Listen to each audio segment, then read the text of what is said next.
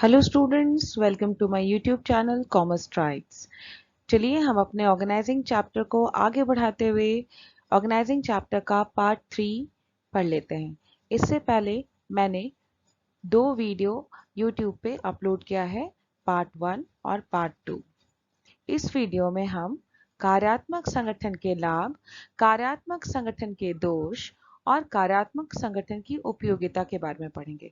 पर बच्चों, आगे बढ़ने से पहले अगर आपको मेरा वीडियो पसंद आता है तो काइंडली इसे लाइक करें और सब्सक्राइब भी करें।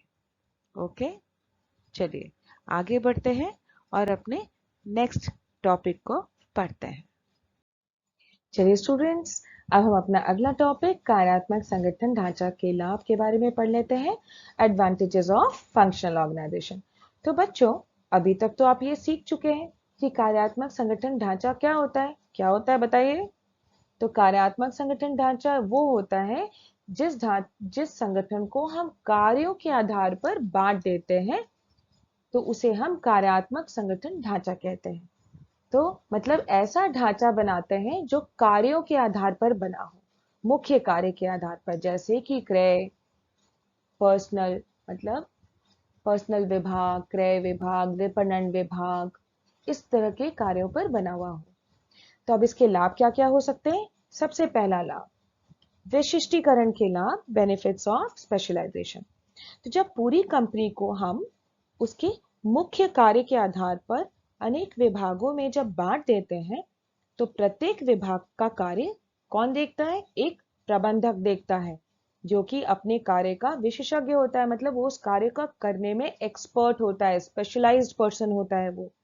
तो जब भी कोई प्रबंधक स्पेशलाइज्ड, जो कि अपने कार्य को करने में स्पेशलाइज्ड है, अगर वो उस प्रबंधक की देखरेख में जब उस विभाग का कार्य किया जाता है, तो इसका रिजल्ट क्या होता है?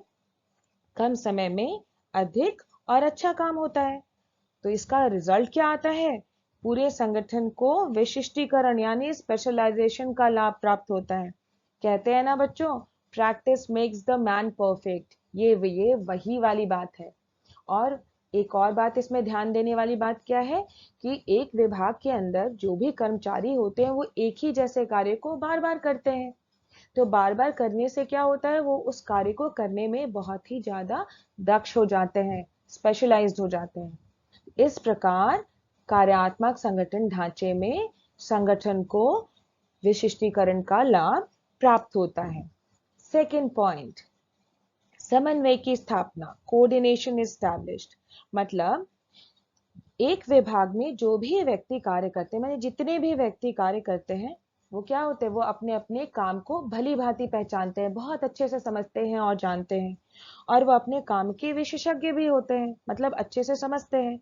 तो विभाग में जब सभी कोई अपना अपना काम अच्छे से जानता है और उसे पता होता है कि उसे कब करना है और क्या करना है, तो समन्वय की स्थापना हो जाती है। सभी अपना अपना काम समय पर करते हैं और किसी के लिए कोई काम रुकता नहीं है।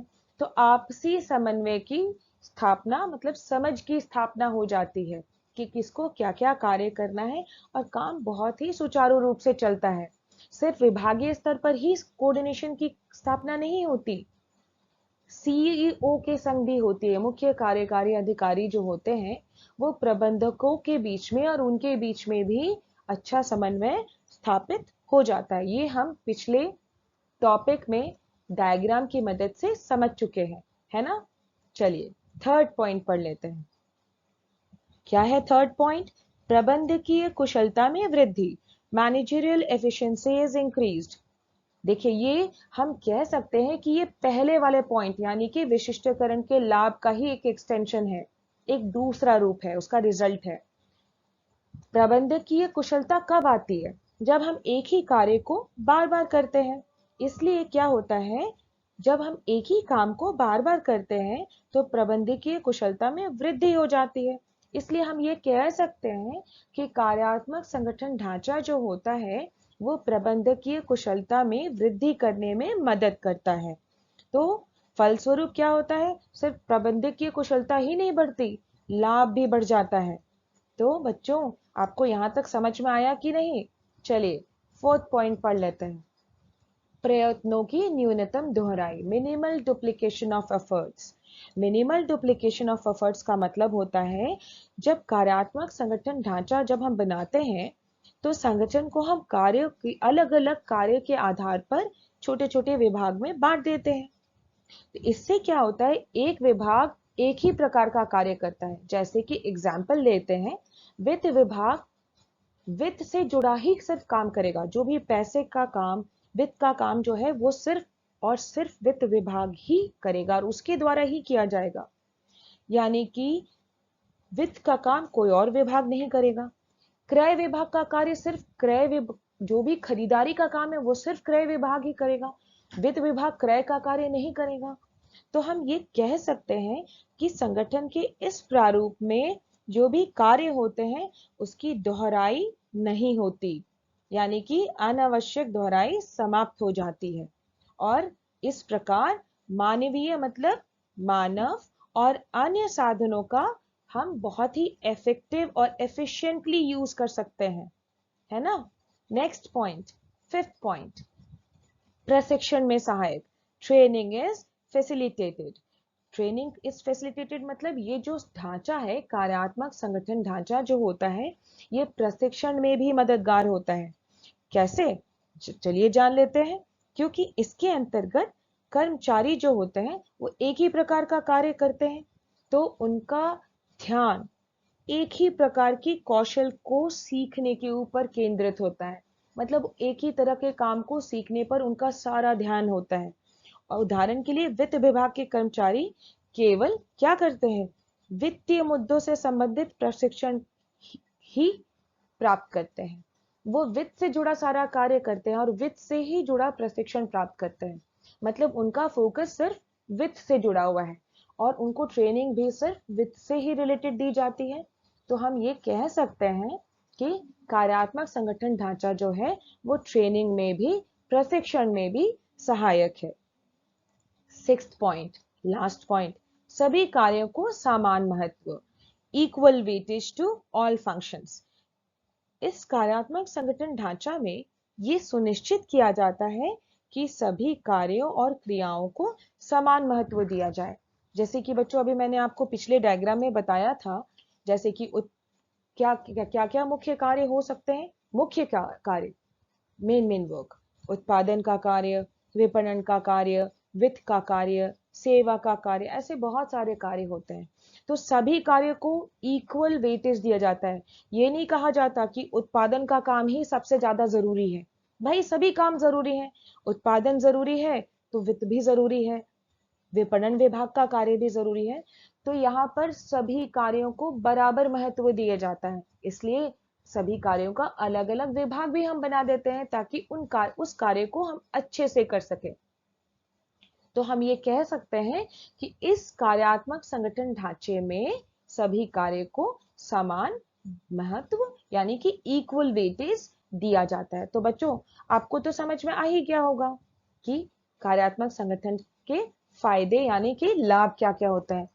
अब बच्चों ये बताइए, जब लाभ होते होंगे तो कुछ नुकसान भी होता होगा, कुछ डिसएडवांटेजेस भी होंगे होंगे ना। चलिए अब हम डिसएडवांटेजेस पढ़ लेते हैं।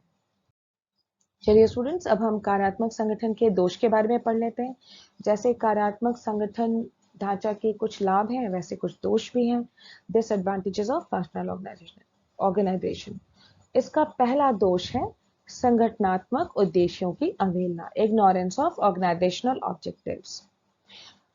जैसे कि आप जानते हैं कि कार्यात्मक संगठन ढांचे में संगठन के जो भी कार्य होते हैं उसको हम एक अलग अलग विभागों में बांट देते हैं। जैसे कि क्रय विभाग, उत्पादन विभाग, विपणन विभाग, वित्त विभाग, और सभी विभाग के प्रबंधक होते हैं। तो बच्चों यहाँ पर दो उद्देश्य हो जाते हैं, एक संगठन का उद्देश्य और एक विभाग अध्यक्ष का उद्देश्य, मतलब विभाग के जो प्रबंधक होते हैं उनका उद्देश्य। जैसे कि वित्त विभाग के जो प्रबंधक होते हैं वो सोचते हैं कि उनका काम है कि कम लागत लाना, कम लागत में अच्छा कार्य करना, कम पैसा लगाना।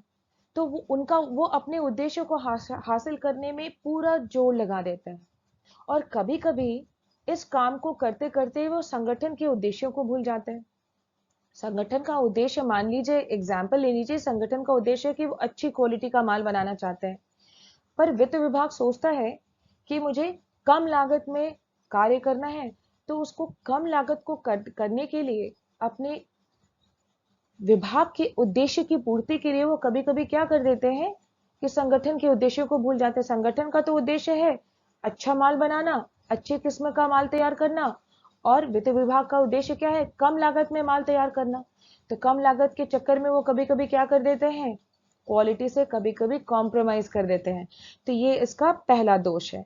दूसरा दोष, अंतर विभागीय समन्वय में कठिनाई, difficulty in inter departmental coordination. सभी विभागीय अध्यक्ष अपनी मनमानी से काम करते हैं। माने सब जो प्रबंधक है, क्रय विभाग के प्रबंधक सोचते हैं कि मेरा विभाग अच्छा होगा, प्रोडक्शन डिपार्टमेंट के प्रबंधक सोचते हैं कि मेरा विभाग अच्छा होगा। सभी अपने अपने मन के अनुसार काम करते हैं। तो इससे क्या होता है, विभाग के जो आपसी संबंध होते हैं, आपसी समन्वय जो स्थापित होना चाहिए, आपसी रिश्ता जो उनका होना चाहिए, वो अच्छा नहीं हो पाता कभी कभी। इससे विभाग के अंदर समन्वय स्थापित नहीं हो पाता, क्योंकि सभी अपने मनमानी करना चाहते हैं। इसलिए इससे अंतर विभागीय समन्वय स्थापित करने में कठिनाई होती है, क्योंकि सभी अपने विभाग के लिए काम करना चाहते हैं, दूसरे के विभाग की कठिनाइयों और दिक्कतों को ध्यान नहीं देते। हितों में टकराव, नेक्स्ट दोष। प्रत्येक विभाग अध्यक्ष प्रभुत्व स्थापित करना चाहते हैं, मतलब अपना दबदबा कायम करना चाहते हैं कि देखो भाई, मेरा विभाग बहुत अच्छा है, मैं बहुत अच्छा काम कर रहा हूं। इससे क्या होता है, अपने अहम को संतुष्ट करने के लिए कि आई एम द बेस्ट, वो सबसे ज्यादा संसाधन का उपयोग करते हैं, ज्यादा से ज्यादा संसाधन उपयोग करते हैं कि हम बेस्ट काम करेंगे।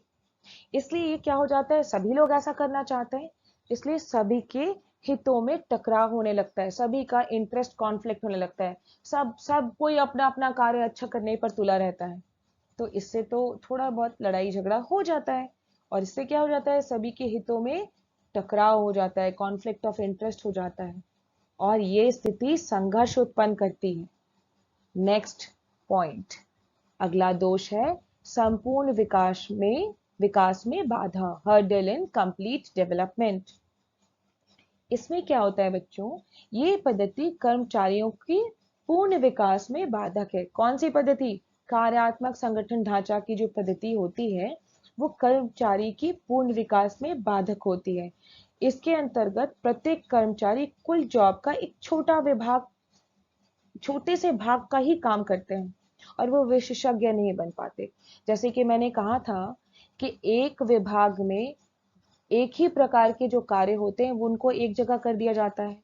जैसे कि उत्पादन विभाग में उत्पादन से जुड़े सभी कार्य को का एक विभाग बना दिया गया, और जब जो उत्पादन विभाग के कर्मचारी हैं, उस उत्पादन विभाग का एक छोटा सा कार्य ही करते रह जाते हैं। उत्पादन विभाग के अंदर जो बहुत सारे कार्य होते हैं, उसका एक छोटा सा हिस्सा का काम वो करते हैं, वो पूरा काम नहीं करते, वो एक छोटा हिस्सा का काम करते हैं।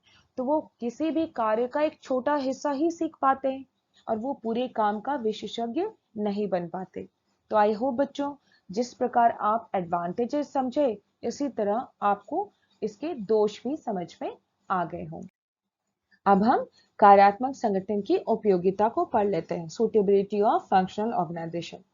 तो कार्यात्मक संगठन की उपयोगिता मतलब ऐसे संगठन ढांचा किस प्रकार के व्यवसाय के लिए उपयोगी है, किस परिस्थिति में उपयोगी होते हैं। जहां व्यवसायी इकाई का आकार बड़ा होता है, मतलब जहां पर जो संस्था का आकार बड़ा होता है, वहां पर इस प्रकार का संगठन, कार्यात्मक संगठन ढांचा बहुत ही उपयोगी होता है। सेकेंड पॉइंट, जहां विशिष्टीकरण करना आवश्यक है, वहां पर यह ढांचा बहुत ही उपयोगी है। थर्ड पॉइंट, जहां अधिकारों का विकेंद्रीयकरण करना आवश्यक है, मतलब अधिकार दूसरे को देना होगा।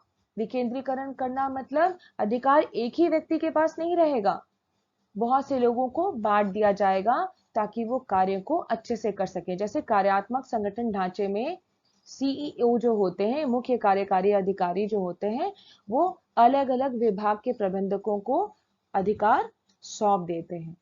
लास्ट पॉइंट, जहां मुख्य रूप से एक ही उत्पाद बेचा जाता हो, जहां पर ऐसी संस्था, ऐसा संगठन जहां पर एक ही प्रकार का एक ही उत्पाद किया जाता हो, एक से अधिक उत्पाद नहीं बनाए जाते हैं।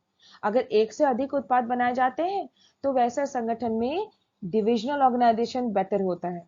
अब हम अगले वीडियो में डिविजनल ऑर्गेनाइजेशन के बारे में पढ़ेंगे।